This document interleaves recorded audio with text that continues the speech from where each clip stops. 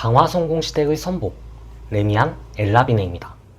방화 6구역 단독주택 재건축 사업으로 강서구 최초의 레미안이자 국평기준 18억이라는 높은 분양가, 그리고 마곡지구 확장 효과까지 여러모로 의미가 큰 단지입니다.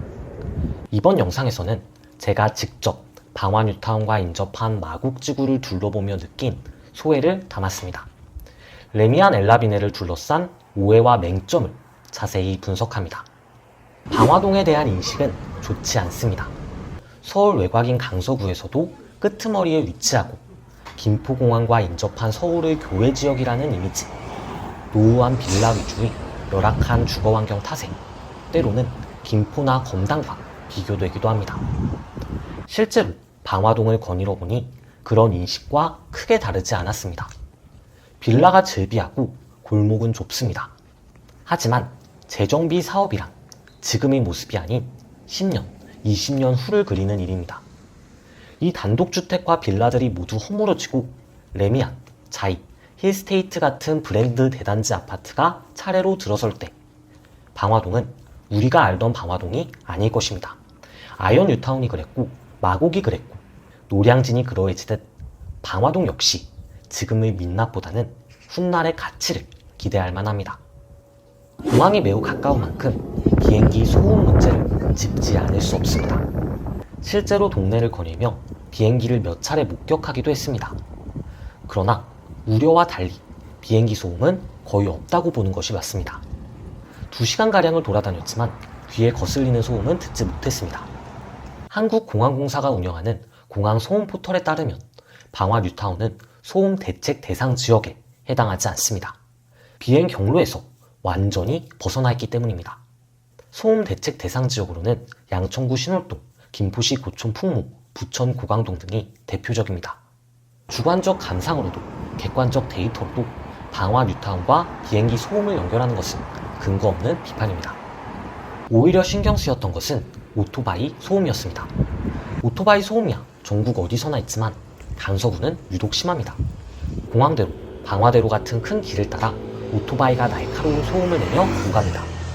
빌라가 많고 1인 가구 비율이 높은 강서구 특성상 배달 수요가 많아 오토바이 교통량도 많을 것이라 추측합니다.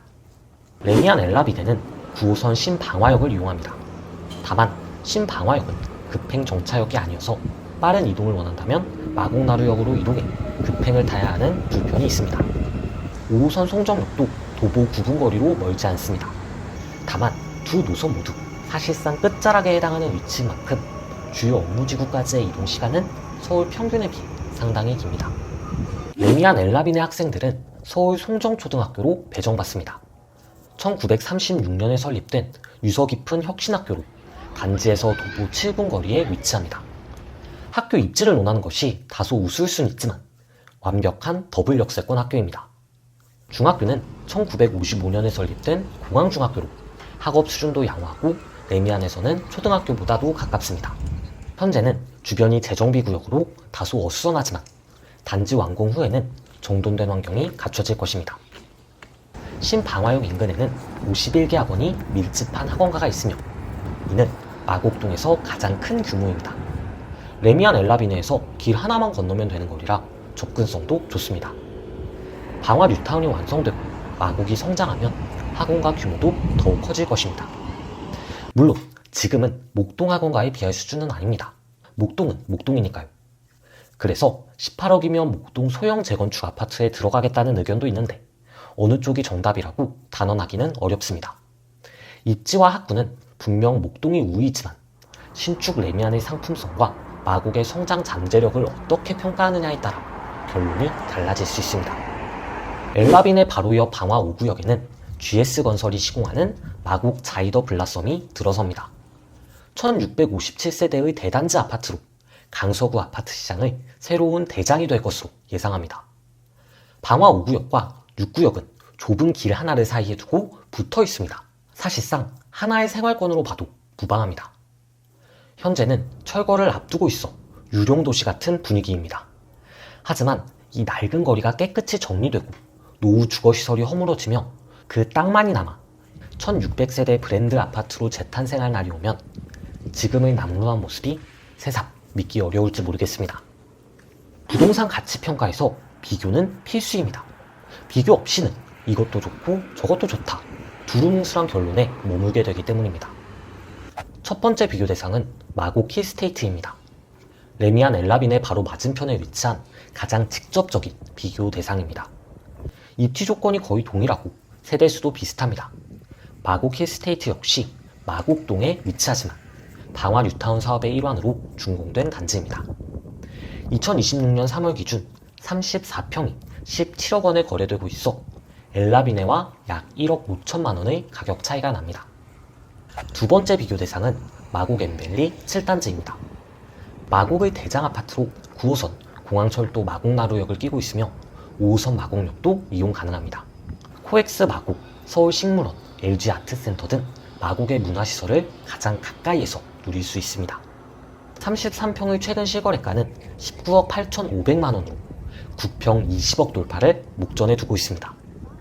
다만 전체 세대 중 임대 비율이 33%에 달하는 점이 약점입니다. 일부 엠벨리 단지는 임대 비중이 60%를 넘기도 합니다. 그에 비해 괜찮은 수준이지만 20억이나 들여 산 아파트의 임대 비율이 높은 것은 분명 소유자의 입장에서 반길 만한 소식은 아닐 겁니다.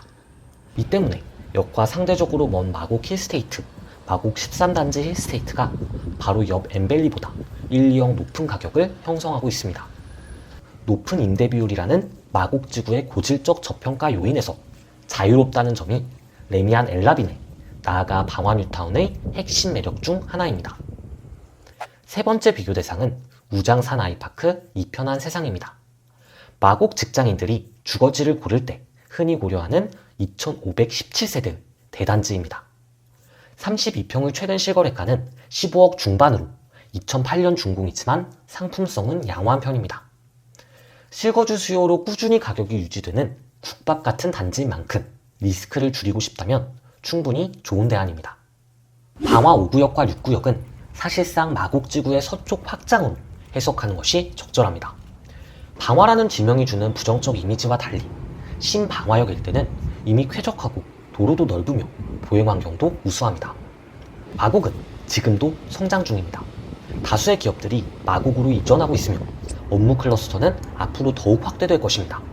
이 변화를 2, 3년 전부터 임장을 통해 직접 체감해온 입장에서 확신을 갖고 말씀드립니다. 18억 중반이라는 분양가가 부담스러운 것은 사실입니다. 하지만 입지적 가치와 신축 레미안의 상품성, 마곡의 성장 잠재력을 종합적으로 고려할 때 터무니없는 가격은 아닙니다. 삼성물산 레미안이 이끌어온 주거문화의 연장선에서 넥스트 퍼니처 등 미래지향적 스마트홈 시스템으로 새로운 주거 경험을 선사할 이 단지가 어떤 모습으로 완성될지, 어떻게 마곡과 방화의 이미지를 이끌어갈지 기대가 큽니다. 이것으로 레미안 엘라빈의 임장 분석 영상을 마칩니다. 시청해주셔서 감사합니다.